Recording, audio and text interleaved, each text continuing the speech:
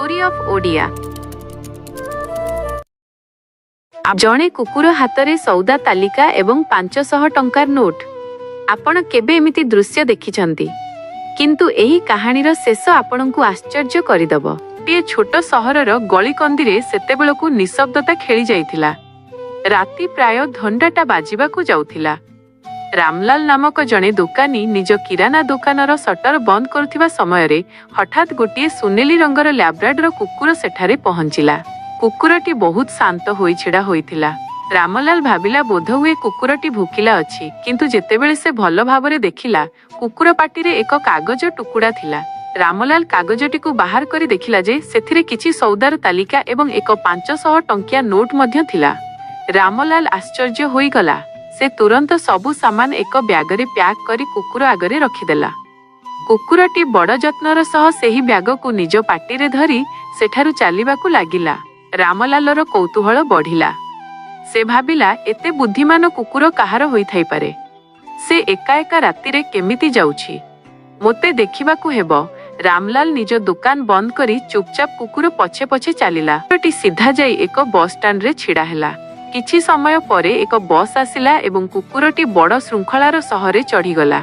रामलाल मध्य धाई जाई बसर पछरे बसिला। बस भितरे जेतेबेले कंडक्टर पाखकु आसिला, कुकुरटी तार बेकरे थिबा पट्टा कलर को देखाइला। पट्टा भितरे थिबा एक छोट पकेट रे किछि टंका एवं तार घर ठिकणा लेखा होइथिला। कंडक्टर भड़ा काटी कुकुरटी को आउंसी देला। किछि समय परे कुकुरटी निज लांज हलाइबाकु लागिला, जार संकेत थिला जे तार स्टॉप आसीगलानी।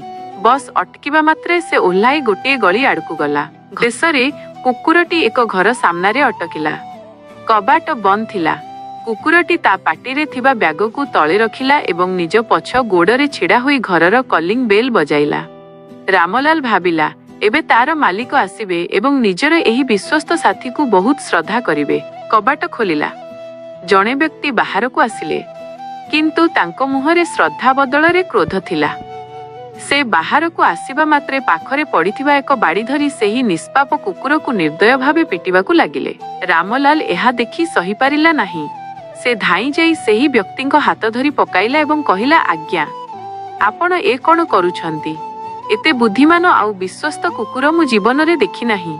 से आपणको घर पई सौदा आनिला, बसरे आसिला, बेल बजाई आपणको जणाइला, आउ आपण ताकू मारुछंती। सेही व्यक्ति जनक रागरे गर्जी उठी कहिले, कोउ बुद्धिमान कथा कहुछ? जदि एते बुद्धि थांता तेबे कोन से निज सांगरे घरर चाबी नेई कि जाई पारि न थांता?